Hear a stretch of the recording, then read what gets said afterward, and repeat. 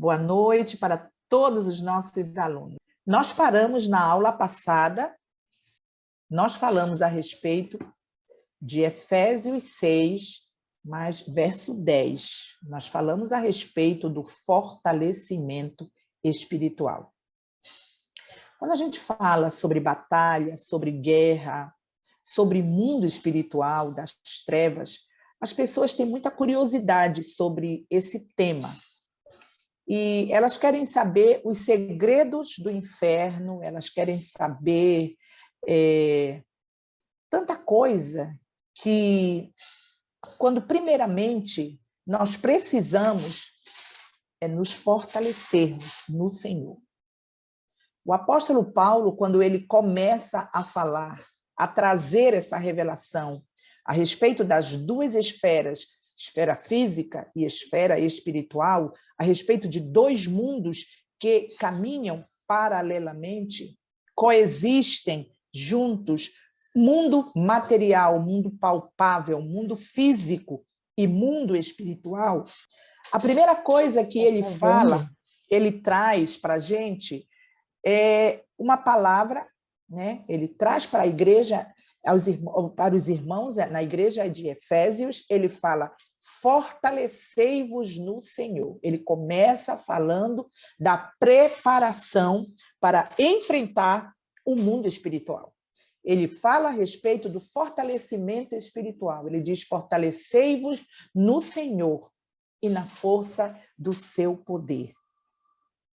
Geralmente as pessoas querem as informações, querem o conhecimento, querem saber tanta coisa e se esquecem que a batalha é no nível espiritual.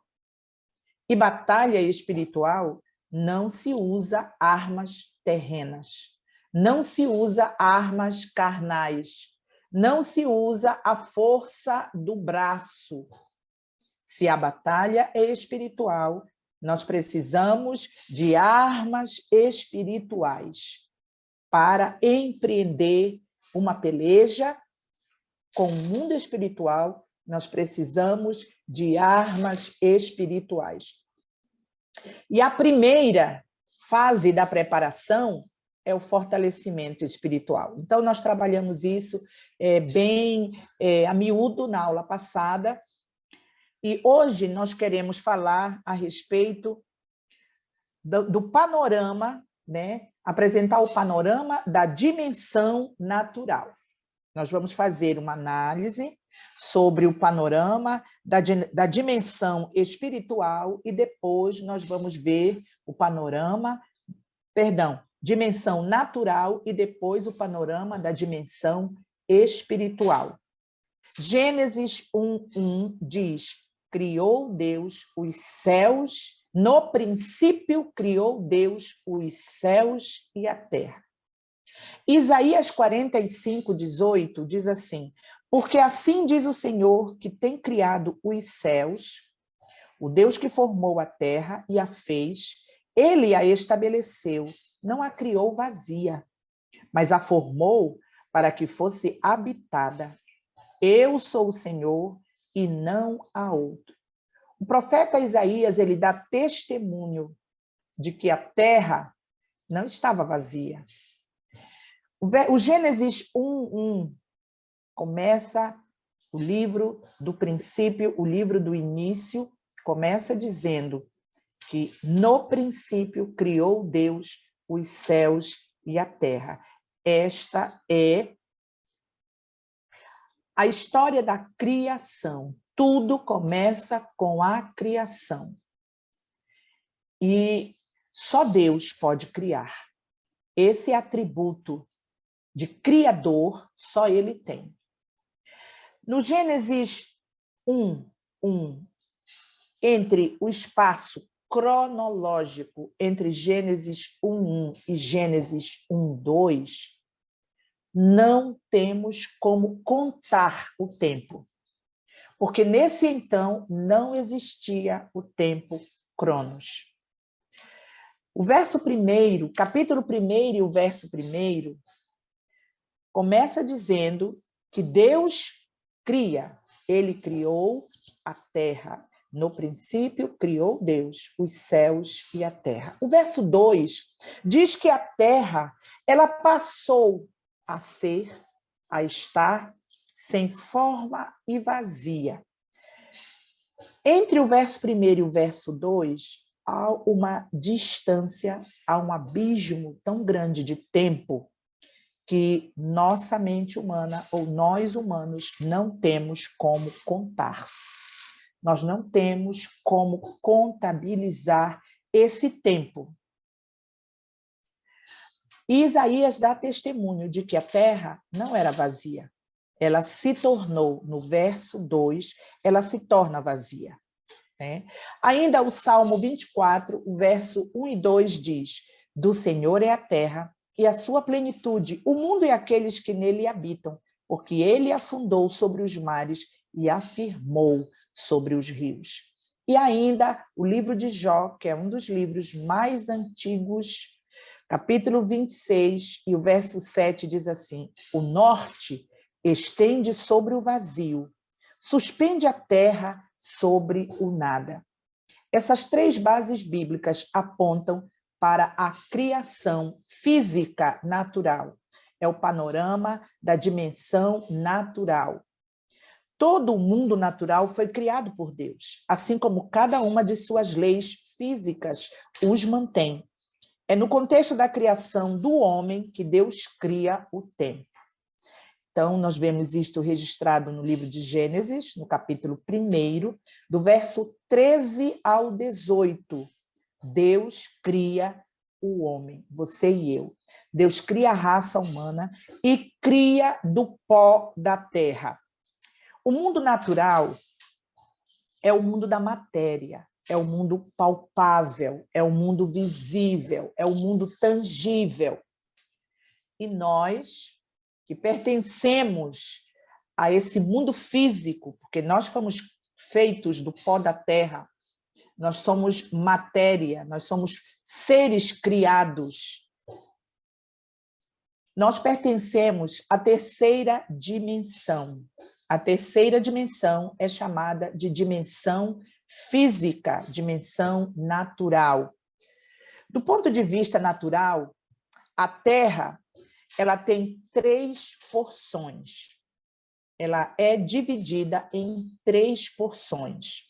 Isso é importante nós conhecermos, para nós termos o entendimento de como funcionam as coisas, de como o mundo espiritual ou o mundo invisível afeta ou atinge a nossa esfera física. Muito bem. A parte seca, né?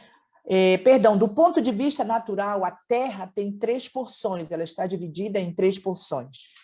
E essas 3 porções são conhecidas como o nome de cada uma. A primeira é a litosfera, o manto e o núcleo. São as 3 porções do que é feito, do que é formado o nosso chão, o nosso planeta. A litosfera é onde estamos pisando. É aquilo que corresponde à base concreta. O manto corresponde à parte das lavas e o magma, que alimenta os vulcões, que produz os terremotos a partir de sua movimentação, é simplesmente aquela porção sólida que está bem no centro de nossa Terra, composta por ferro, que garante a nossa estabilidade. Pois bem, nós estamos aqui na crosta terrestre, que pode ser basicamente dividida entre a crosta continental e o assoalho oceânico. A crosta continental, como o próprio nome remete, é o continente onde nós vivemos. Todos os continentes é a parte emersa, que não está coberta pelas águas oceânicas. E o assoalho atlântico está abaixo das águas oceânicas, está submerso. Agora nós vamos dar uma olhadinha e ver o que a ciência tem a dizer para nós a respeito daquilo que nós estamos falando. Nós estamos vendo o panorama da dimensão natural. Depois nós vamos entrar na dimensão espiritual. A tectônica de placas é uma teoria na qual ela demonstra que nós estamos sob inúmeras placas, que nas suas bordas existem processos como convergência, ou seja, elas estão convergindo para uma mesma direção, a zona de subducção. Ou seja, uma está subindo sobre a outra. Elas estão exercendo força uma contra a outra.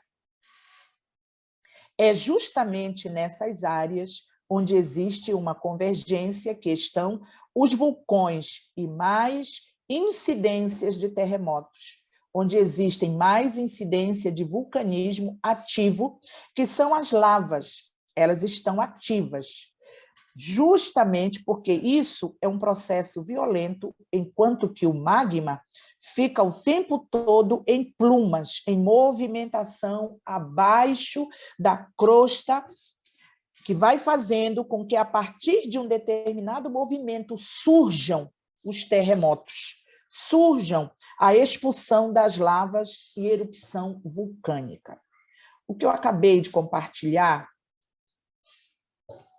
é o que acontece no núcleo da Terra, no manto e no núcleo da Terra.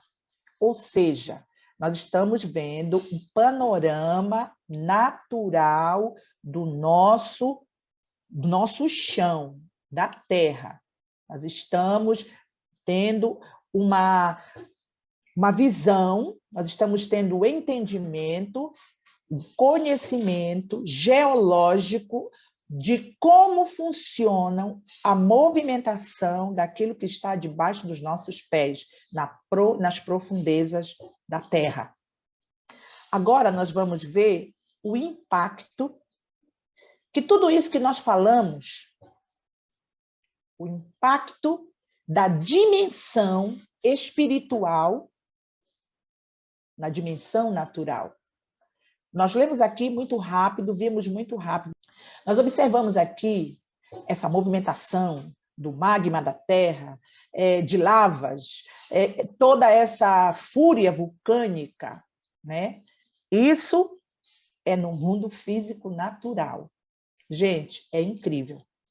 Eu, particularmente, fico, cada vez que medito nisso tudo, eu fico impactada. Por quê? Porque todas essas coisas que nós observamos têm uma explicação espiritual, tem uma razão, tem um porquê. Tudo que acontece na esfera espiritual impacta, tem uma reação na esfera física natural. É impressionante, mas é exatamente isso. Tudo o que acontece na esfera espiritual, somos atingidos na esfera física natural. O que nós acabamos de ler ainda há pouco foi o panorama da dimensão natural, tá? O nosso solo, o nosso chão, a Terra, nas suas três porções, a litosfera, o manto e o núcleo da Terra. A movimentação do magma, a movimentação dos vulcões, as lavas, as placas tectônicas, né? Eu costumo dizer que as placas tectônicas, elas são o forro, ou o assoalho, ou o chão da Terra, do planeta. Muito bem. Só que o mundo espiritual, ele também está e vive em movimentação. E toda essa movimentação do mundo espiritual causa uma reação, um impacto no nosso mundo natural. As coisas não são assim porque são, não. Há uma razão, há um porquê e há um para quê. Nós vamos ver agora o impacto da dimensão espiritual na dimensão natural. Quando nós olhamos biblicamente, esse processo, nós encontramos referências relacionadas às coisas encobertas e há abismos, principalmente a partir do Gênesis 1, 2. Vamos dar uma examinada nesse panorama, essa cena que esse texto descreve. Abra aí na sua Bíblia, Gênesis 1, 2, no início. Entre o verso 1 e o verso 2 do capítulo 1 de Gênesis, não temos como contabilizar o tempo, não temos como cronometrar o tempo. Diz assim: e a terra era sem forma e vazia, e havia trevas sobre a face do abismo, e o Espírito de Deus se movia sobre a face das águas. Esse é o verso 2. No verso 1 do Gênesis diz: no princípio criou Deus os céus e a terra. A gente imagina a terra formada, tudo lindo e maravilhoso, quando a gente lê o verso 1. Quando a gente lê o 2, o segundo, do capítulo 1 de Gênesis, nós temos um panorama aí de destruição. É o terror, é o horror. Parece que houve um furacão, destruiu tudo. Né? A gente vê, e a terra era sem forma. Então, se era, a conjugação desse verbo está no passado. Então, se era, ela veio a ser. Você está me entendendo? Nós estamos vendo o panorama, o impacto da dimensão espiritual na dimensão natural. Nós estamos falando da terra, e nós estamos falando do início. E a terra era sem forma e vazia. Se ela era, ela se tornou, ela veio a ser. Isso quer dizer que não era assim, que as coisas não estavam fora do lugar. Né? E havia trevas sobre a face do abismo. Nós observamos que no início do livro, do começo das coisas, a Bíblia começa, né, falando, o livro do início já começa falando sobre abismo. A palavra abismo para nós ainda é um mistério muito grande. A palavra abismo para nós também ainda é pouco compreendido. É uma palavra misteriosa, é uma palavra assustadora. Quando a gente fala de abismo, a gente entende que é um lugar onde ninguém gostaria de estar. Mas é uma das palavras-chaves do início do Gênesis. O texto diz que havia águas sobre a face do abismo, e o Espírito de Deus pairava sobre a face das águas. Nós entendemos que tudo aquilo que é muito profundo, que se refere ao oculto, que se refere a dimensões bastante profundas, a Bíblia ela vai relacionar, de alguma forma, com abismos. Como vemos em Gênesis 1, 2, que acabamos de ler, em Gênesis 7, 11, tá? Se você der uma lidinha depois nesse texto, você vai ver que Gênesis 7, 11 está se referindo ao fenômeno do dilúvio. O texto diz: abriu-se no seio da terra os abismos. O que nós entendemos é que fendeu-se a terra e abriu-se grandes abismos, crateras profundas. É esse o entendimento que a gente tem. Então, também no capítulo 7, é uma segunda referência que a Bíblia nos dá sobre a palavra abismo. Preste atenção, nós vamos mastigar devagarzinho para nós entendermos. E todas as perguntas você faça lá no grupo de WhatsApp da escola, que nós teremos grande alegria em responder todas as suas dúvidas, seus questionamentos, suas interrogações dentro daquilo que nós estamos estudando. É muito importante nós termos esse conhecimento, esse entendimento, porque isto vai nos preparar para o que vem pela frente dentro desse módulo, tá bom? Então, em Gênesis 7:11, o texto diz que abriu-se no seio da terra os abismos, ou seja, houve uma ação. Algo aconteceu.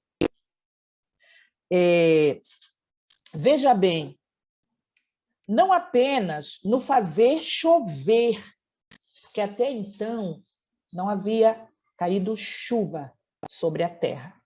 Até então nunca tinha chovido.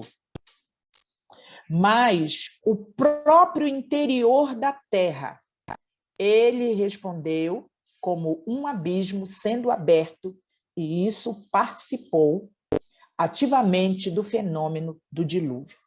Nós também temos referência lá em Apocalipse, no último livro da Bíblia, capítulo 9 e o verso 11, que diz assim: esse texto, a Bíblia está falando sobre o anjo do abismo. É outra referência muito importante que faz menção a esse lugar. E o que nós estamos falando aqui, gente, nós estamos trabalhando o tópico, o impacto da dimensão espiritual na dimensão natural. Tá? Apocalipse 9:11 fala também sobre o anjo do abismo. Novamente, se refere a um lugar profundo, profundezas, né?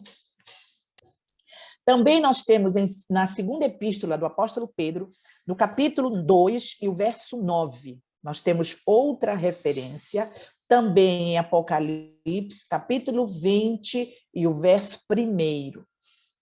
Também temos uma série de referências que demonstram que em certos lugares onde existe essa profundidade e esse tipo de movimentação, espiritualmente, ele pode ser considerado um abismo ou uma dimensão muito profunda.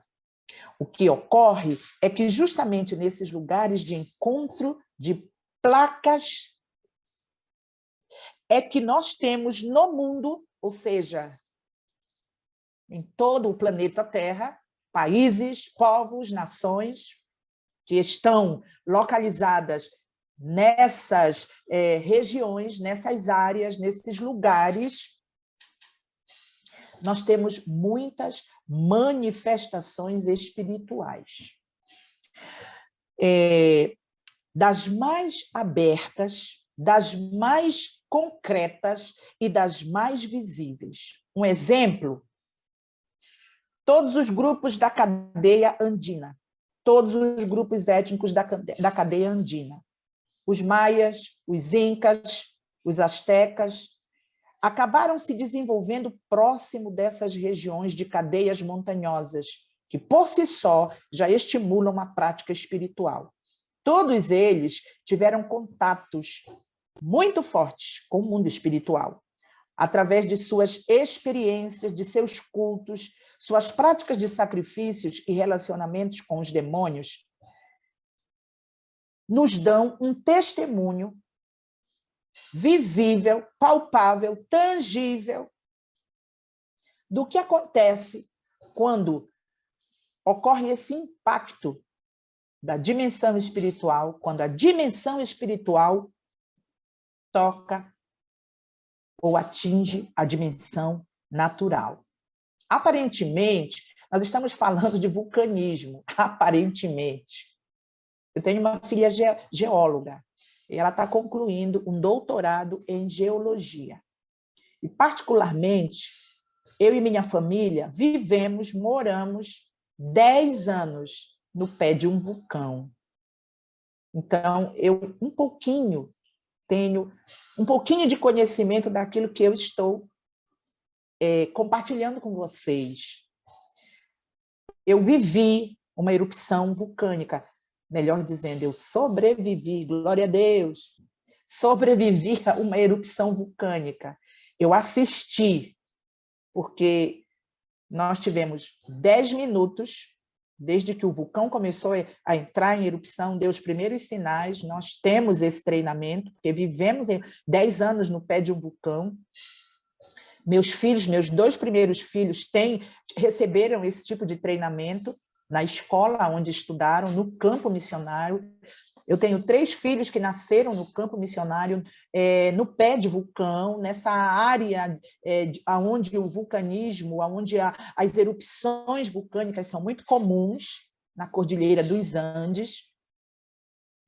E em 10 minutos, nós pegamos uma rota de fuga e subimos em outra montanha que estava um pouco mais alto da área do vulcão para nós sobrevivermos. E foi uma mega aventura, nunca vou esquecer.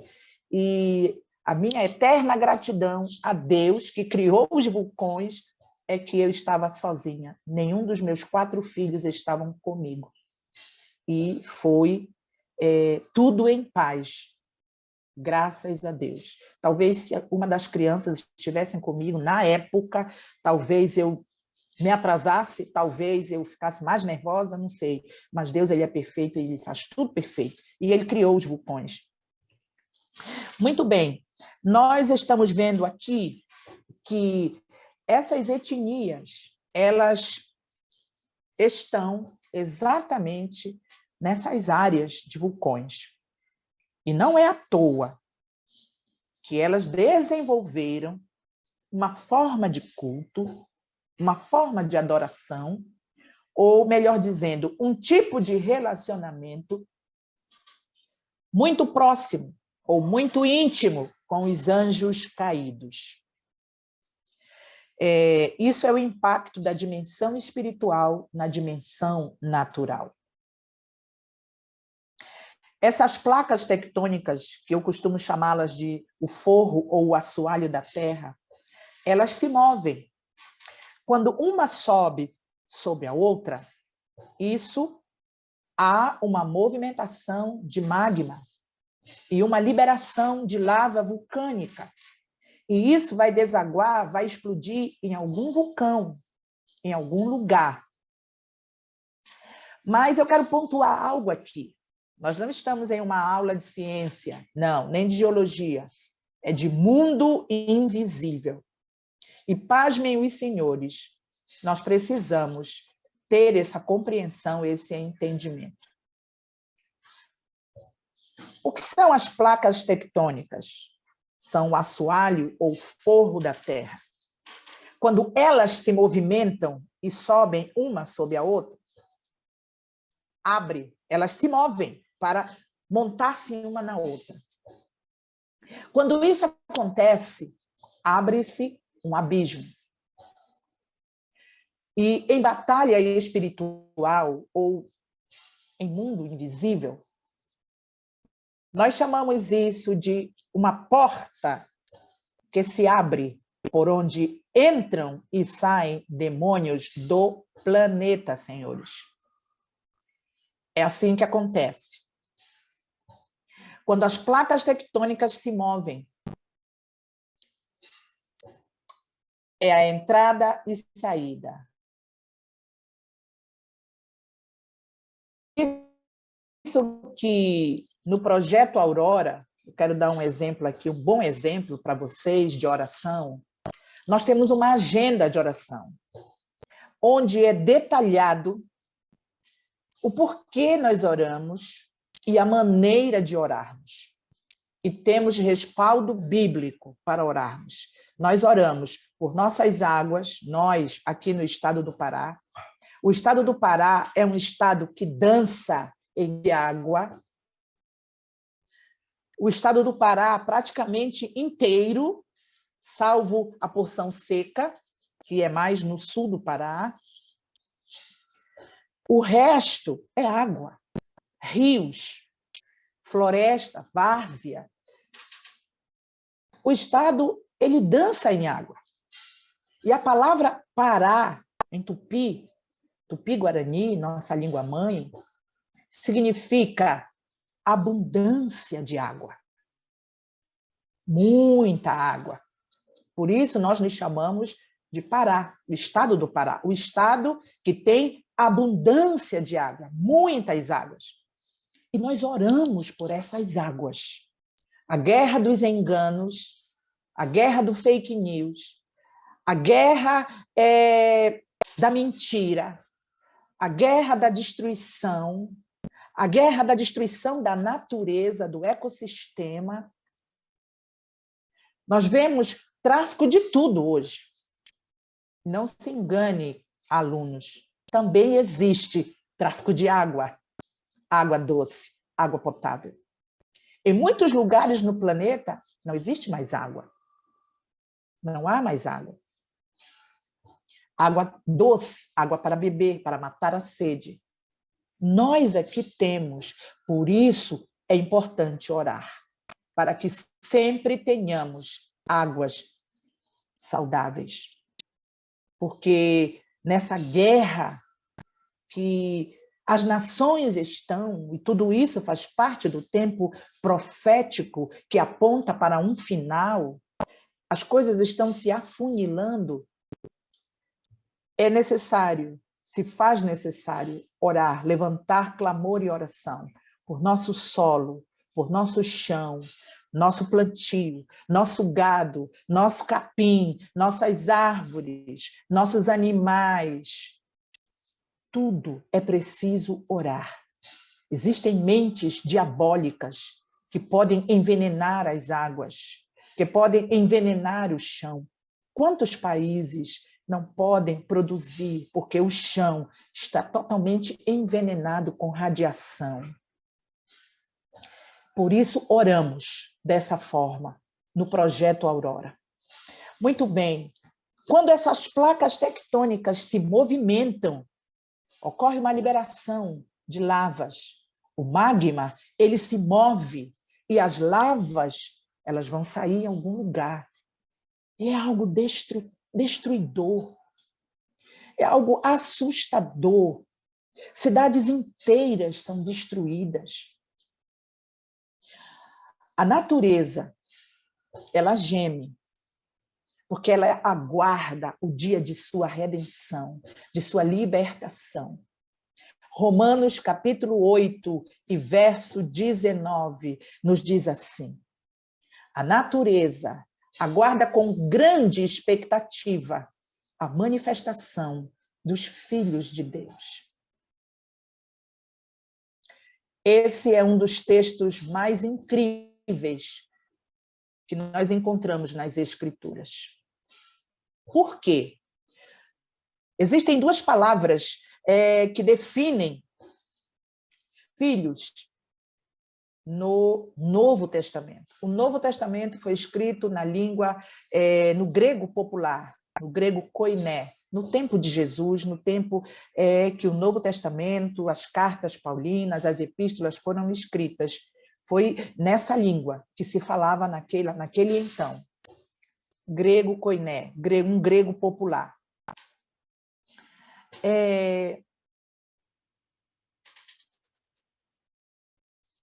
Nós observamos em tudo isso como a natureza tem sido afetada pelo mundo invisível, pelo mundo espiritual.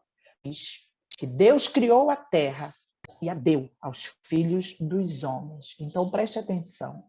A terra é sua, a terra é minha, a terra é nossa. O planeta é nosso, não pertence a Satanás, não pertence aos demônios. Mas e por que eles estão aqui? É outro tópico que nós vamos estudar na próxima aula, ou se der tempo, nessa mesmo. Então, Romanos capítulo 8, verso 19, nos diz: a natureza aguarda com grande expectativa a manifestação dos filhos de Deus. Eu disse que existem duas palavras que definem, duas palavras na língua grega que definem, que se referem a filhos. Uma se refere a bebês pequenos, crianças que mamam. E a outra é essa desse texto, do capítulo 8, e o verso 19. No grego quer dizer ruios. Ruios, o que significa, que quer dizer, no nosso português, filhos maduros.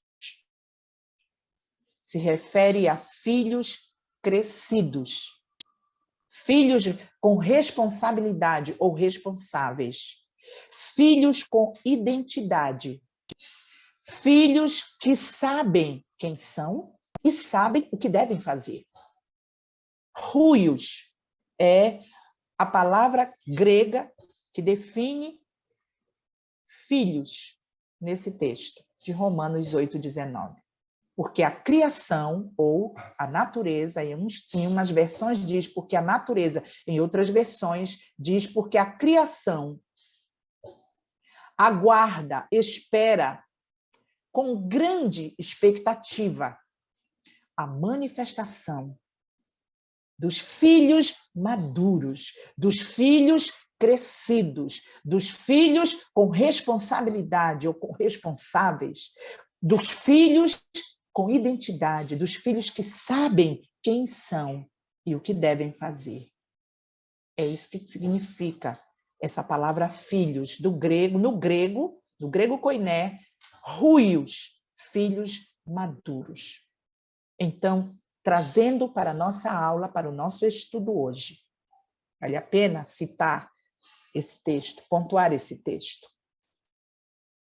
A natureza, ela aguarda com grande expectativa a manifestação dos filhos adultos, dos filhos crescidos, dos filhos maduros de Deus. Por quê? Porque são esses filhos maduros que vão libertá-la, que vão tirá-la da mão do opressor. E vale a pena contar um testemunho de uma irmã para explicar melhor o que esse texto quer dizer para nós, uma vez que nós estamos estudando o impacto da dimensão espiritual na dimensão natural. Nós vimos aqui tudo que já temos visto, essa movimentação de placas, essa destruição que tem acontecido e essas etnias que moram, que vivem, ou viveram, perdão, algumas ainda moram até hoje, nessas áreas onde o vulcanismo, a erupção vulcânica é tão normal. Mas esses povos desenvolveram um tipo de relacionamento muito íntimo com os anjos caídos. Muito bem. Mas também esse texto diz que a criação aguarda a manifestação dos filhos maduros de Deus e aguarda com grande expectativa. Uma certa irmã chegou em uma cidade litorânea. Era uma cidade onde vivia do mar, né, da praia, é uma cidade litorânea, então ela vivia de férias, veraneio, turismo. Mas quando as férias acabavam, a cidade ficava morta, sem trabalho e sem sustento para as famílias.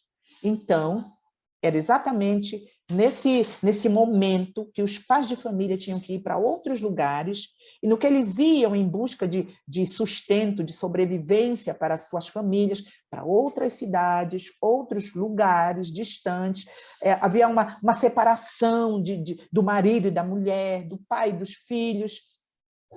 Quando isso acontecia, a outra entrava no meio. E esse casal era separado. Porque o marido, nisso que ele ia para outro lugar, ele arrumava outra pessoa. Então, a prática de adultério, a prática de divórcio, de traição, de separação, era uma coisa muito comum nessa cidade. Mas não era só a prática do adultério. Junto com a prática do adultério, vinha filhos órfãos, esposas viúvas de maridos vivos. A delinquência da cidade aumentava, porque esses adolescentes agora experimentavam na pele o abandono, a orfandade, a solidão. Então, viam as drogas como solução. Esses adolescentes se cortavam, se mutilavam. Esses adolescentes começavam a adquirir relacionamento com a bandidagem. Acabavam indo para o mundo das drogas, traficando, comercializando, usando drogas, e isso acarretava para a cidade, na área social, problemas muito grandes para a prefeitura, para a polícia, para as escolas. Os adolescentes não concluíam o ensino fundamental, nem o ensino médio. Era uma destruição, uma cadeia de destruição. E, socialmente, era uma cidade muito perversa, muito cheia de problemas, como existem em tantos outros lugares. Porém, preste atenção. Essa irmã, cheia de Deus, chegou nessa cidade e observou tudo isso.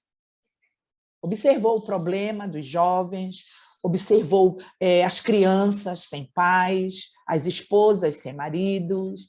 Ela observou o problema das igrejas, que tinha mais mulher do que homem, mais famílias desestruturadas, né? Muitos problemas. E ela observou o número de roubo, de assaltos, de tudo isso. E ela começou a perguntar para Deus qual é a solução para essa cidade. O que sua filha madura pode fazer? O que um filho crescido pode fazer? Porque preste atenção, nós estamos estudando esse módulo, Mundo Invisível, não é para saber os mistérios ou os segredos do inferno, não. É para nós aprendermos como devemos nos posicionarmos diante do mundo invisível. Porque cada aluno que está assistindo essa aula em qualquer lugar do mundo, dentro ou fora do Brasil, em qualquer lugar que você esteja, saiba de uma coisa. Deus te criou para ser resposta para a sociedade. Deus te criou para ser solução para os problemas das nossas cidades. É isso que você é. É isso que eu sou. Eu sou resposta para a minha nação. Você é resposta para a sua nação, ou para onde Deus te enviar. Onde você estiver, você é boca de Deus, você é um filho de Deus. E é melhor que seja um filho, uma filha crescida, maduro. É melhor que você saiba quem você é. Um filho com identidade. Muito bem. Essa irmã começou a dizer, Senhor, essa cidade tem problemas, e problemas graves. O que eu posso fazer para ajudar essa cidade? Então foi quando o Espírito do Senhor. Entenda uma coisa. Nós pertencemos à terceira dimensão. Nós somos pó da terra. Deus nos criou do pó, é um fato. Nós somos seres humanos. Nós não temos asas. Nós somos cheios de imperfeições. Pertencemos a uma natureza, a uma raça caída. Mas existe algo em você e em mim que faz a diferença no mundo físico e no mundo espiritual. Qual é essa diferença? O Espírito de Deus habita em nós. Isso faz toda a diferença. Preste atenção, ninguém conhece a mente do Senhor, a mente de Deus. Ninguém. Eu digo ninguém terrenal. Porém, o Espírito Santo é ele que prescruta a mente do Eterno. Ele conhece os pensamentos de Deus. Ele conhece os sentimentos de Deus. Ele sonda as entranhas de Deus. Presta atenção. Ele sonda o profundo do coração de Deus. Eu estou usando uma linguagem humana, tá? para a nossa compreensão. Ele sonda os pensamentos, ele sonda a mente, ele sabe tudo o que Deus quer, o que Deus vai fazer, o que Deus pensa, o que Deus está fazendo. Coisa poderosa, gente, isso. E ele habita em você, e ele habita em mim. Ele pega todas essas informações do Pai e traz para nós. Você já imaginou o que é isso? Você pode parar e raciocinar por um segundo na grandeza dessa verdade? O apóstolo Paulo escreve à igreja de Corinto, na sua primeira carta, no capítulo 6, e o verso 19, ele diz: vocês não sabem que o Espírito de Deus mora em vocês? O Espírito de Deus habita em vocês. Era uma afirmação que o apóstolo Paulo estava fazendo para os crentes da igreja de Corinto. Nós somos casa de Deus, nós somos morada de Deus. Deus habita em nós, Deus habita em você. Isso faz toda a diferença, gente. Você já imaginou o que quer dizer isso? Isso significa que você pode ter todas as respostas para um mundo fraturado. E não é a sociologia que vai trazer. Não é a psicologia, nem a psiquiatria, nem a autoajuda. Não. É o Espírito Santo que habita em você. Ele vai lá na mente de Deus, ele vai lá nas entranhas de Deus, sonda e traz as respostas que a nossa cidade precisa, que o nosso país precisa, que as nossas famílias precisam, que o ímpio precisa, que o perdido precisa. Você já imaginou o poderoso que é isso? Nós fomos criados para isso, gente. Aquela irmã, ela olhou aquela cidade, ela viu os problemas, ela ouviu as pessoas, e a resposta não estava com a prefeitura. A resposta não estava com o governo daquela cidade. A resposta estava com os ruios, os filhos maduros, os filhos crescidos. É uma cidade litorânea. E nós sabemos que no mar estão as riquezas naturais. Então, ela se dirigiu ao mar, gente. Olha que doideira, humanamente falando, parece que não tem sentido uma pessoa falar com o mar. Mas os ruios de Deus, os filhos maduros, eles sabem quem são, eles sabem quem habita neles, e eles sabem para que eles existem. Aquela mulher se dirigiu ao mar e ordenou, na autoridade do nome de Jesus, que o mar liberasse as suas riquezas, as riquezas que estavam no seu leito. Por quê? Porque havia uma cidade, havia uma sociedade, haviam dezenas, quizás centenas de famílias que precisavam de pão na mesa.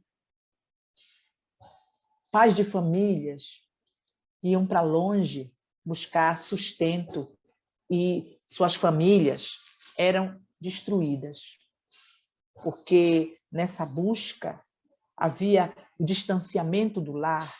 Quando nós saímos e nos afastamos do seio de nossos lares, nós nos arriscamos, nós entramos numa zona de perigo, porque o lar e a família, gente, é um lugar de proteção. Quando nós saímos dessa proteção, nós ficamos à mercê do nosso inimigo. Por isso que o inferno trabalha tanto para destruir lares, para tirar os filhos de dentro de seus lares, tirar os pais de dentro de seus lares, porque o lar é uma proteção, a família é uma proteção. E quando eu saio dessa proteção, eu estou à mercê dos perigos do mundo invisível. Quando essa irmã ministrou dessa forma naquela cidade e ordenou ao mar que liberasse as suas riquezas para que houvesse pão na mesa daquelas famílias, portas de trabalho, ela começou a liberar muita coisa naquela cidade. Ela começou a chamar que venham as empresas, que essa cidade fique cheia de empregos com carteira assinada para dar segurança para esses pais de família. Gente, 3 meses depois, a Petrobras encontrou o gás. Eu estou falando de Salinópolis, Salinas, a nossa Salinas, aqui do estado do Pará. 3 meses depois, a Petrobras encontrou o gás. A partir daquele então, quando um filho maduro exerce a sua autoridade de filho crescido com responsabilidade para devolver para o lugar o que Satanás tirou, as coisas acontecem de forma fantástica. Experimente exercitar aí onde você está. Comece a exercitar no seu trabalho, por exemplo, no convívio de seus amigos, no seio da sua casa, andando pelas ruas. Comece a exercitar. Se você é um filho crescido, um filho maduro, vamos começar trazendo mudanças na natureza, porque a natureza ela aguarda esse momento em que os filhos de Deus, os ruios, os filhos maduros, assumam a sua real identidade e usem o poder, aleluia, o dunamis que receberam do Pai. Aleluia. Jesus disse, e João, ele escreve, ele registra no capítulo 16, quando Jesus disse, não vos deixarei órfãos, mas eu rogarei ao Pai, e ele vos enviará um outro Consolador que estará convosco para sempre. O Paracleto, ele já foi enviado, ele está conosco, ele habita em você. Então, seja uma filha, um filho maduro. Disso se trata Romanos 8:19. A natureza está aguardando ser liberta do pecado, do peso, da maldição do pecado. Os maias, os incas e os astecas, eles acabaram se desenvolvendo próximo dessas regiões de cadeias montanhosas, que por si só já estimulam a prática espiritual. Muito bem. Nós observamos, na América Central, nós vemos um processo muito grande de ilhas vulcânicas que vão surgindo, América Central. E nós observamos os povos que habitam nessas regiões, todas. Há uma intensa movimentação vulcânica nessas áreas, mas também há uma ação muito forte do mundo espiritual, das trevas nessas áreas. Nós observamos que essas regiões, por exemplo, que estão próximas das bordas dessas placas tectônicas, como, por exemplo, o Japão, a China, regiões próximas do Mediterrâneo, regiões da Ásia, da Itália, todos esses lugares que experimentaram manifestações espirituais ou revelações malignas muito intensas, elas estão próximas dessas movimentações das placas tectônicas. Você acha isso normal? Não. Cada vez que há essa movimentação, essa abertura de placas tectônicas para se movimentarem e uma subir sobre a outra, isso é uma porta que se abre no planeta para a entrada e saída de demônios. Nós estamos vendo esses pontos que são muito importantes para a gente entender quanto a natureza está comprometida. Como o mundo espiritual tem governado a natureza. Entenderam? Eu sei que tem muita gente do Projeto Aurora assistindo aula. É a principal razão por que nós precisamos orar exatamente o que aquela agenda de oração nos diz. Né? Às vezes as pessoas não entendem, não sabem, não é? Orar pelo ar? Por que eu tenho que orar pelo ar? Porque o nosso ar, o ar que respiramos, pode ser contaminado, sim. Há uma entidade. Aqui no Brasil, ela é conhecida como Omulu. É uma entidade. Essa entidade das trevas, a sua principal ação é espalhar vírus e bactérias no ar para contaminar a raça humana, eu e você. Por isso, nós, como igreja, devemos usar a arma da oração. Dizer ao Senhor, Pai, em nome de Jesus, limpa o nosso ar. Purifica o ar que respiramos. Limpa a atmosfera da nossa cidade. Limpa a atmosfera do nosso estado. Limpa a atmosfera da nossa nação. Existem espíritos malignos que trabalham nos ares. A Bíblia fala de potestades do ar. Existem espíritos malignos que trabalham nas regiões celestiais. E nós vamos ver tudo isso nas próximas aulas. Mas primeiro, nós precisamos ter essa compreensão a respeito do panorama da dimensão natural e o impacto da dimensão espiritual na dimensão natural. Nós olhamos essas grandes catástrofes, essas hecatombes, e nós achamos que é normal. Não é normal. Alguém está escravizando a natureza. Alguém está usando a natureza para destruir. Mas a igreja do Senhor, que é coluna e firmeza da verdade, ela precisa estar posicionada. E qual é a posição da igreja? Efésios 2:6. Estamos assentados juntamente com Cristo em glória, acima de todo principado e potestade. Você tem noção do que é isso? O que isso quer dizer? Quer dizer que nós estamos assentados acima do segundo céu. Quando Jesus morre na cruz, foi crucificado, ele resolveu o problema do pecado. Mas quando ele ressuscita, ele nos fez assentar com ele juntamente à destra do Pai. É lá que a igreja está assentada, nas regiões celestiais, acima das regiões celestiais. Estamos assentados. É uma posição espiritual, gente. Você acha pouca coisa isso? Você está acima dos principados, dos tronos.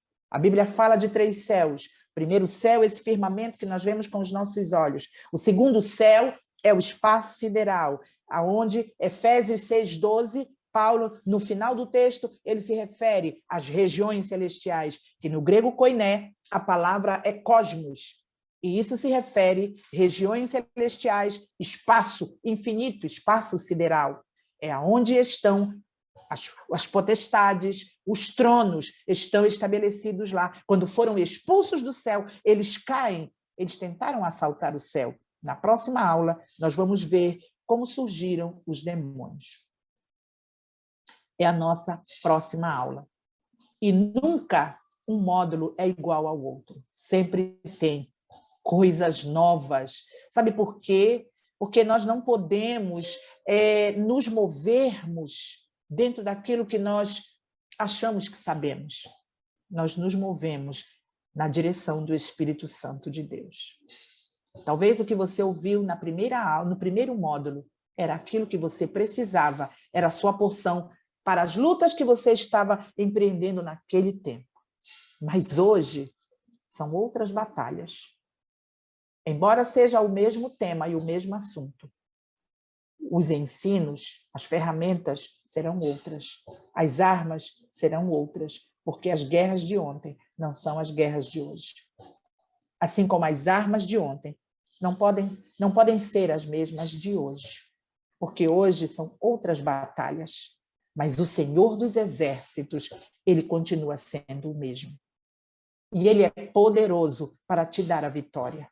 Ele é poderoso porque o seu nome é vencedor. E não importa o tamanho da batalha, não importa quantos demônios foram enviados para te confrontar ou para te atormentar. Saiba de uma coisa: todos esses demônios já foram vencidos por Cristo Jesus na cruz do Calvário. Já foram derrotados. Nós lutamos contra um exército inimigo que já foi derrotado. Nunca esqueça disso. Ah, mas Satanás é feroz. Ah, mas os demônios... Ei, nunca esqueça, o teu inimigo já foi derrotado, porque o teu Senhor é vencedor. Aleluia! Bendito é o nome do Senhor. Não importa a batalha que você esteja enfrentando, a vitória é garantida, é certa, porque maior é aquele que está em nós, que está em você, do que aquele que luta contra você. Não tema o seu inimigo. O leão da tribo de Judá está diante de você. E os demônios que estão atormentando aí onde você está vão começar a ouvir o rugido do leão. O leão começou a rugir em favor da nossa nação, em favor das nossas famílias, em favor dos nossos lares, das nossas vidas. Nós não estamos sozinhos, amados, alunos. Aonde você está, aparentemente parece que você está só. Não, você não está só. Olha ao seu redor. Você tem um pai, e o seu pai nunca lhe deixou sozinha, sozinho, numa guerra. Ele prometeu que estaria conosco todos os dias. Não interessa se você crê, se você não crê. Não interessa se você está feliz, se você está triste, depressivo, depressiva. Não interessa se você está bem ou se você não está bem, se está forte ou se está fraco. Ele está presente, porque o nome dele é Emanuel, Deus conosco. Ele não depende do seu estado de humor para estar presente. Independente da quantia que você tenha no bolso ou no banco, ele está presente. Independente do problema, da luta, ele está presente, porque ele é fiel. E o seu nome é vitorioso. Deus vos abençoe.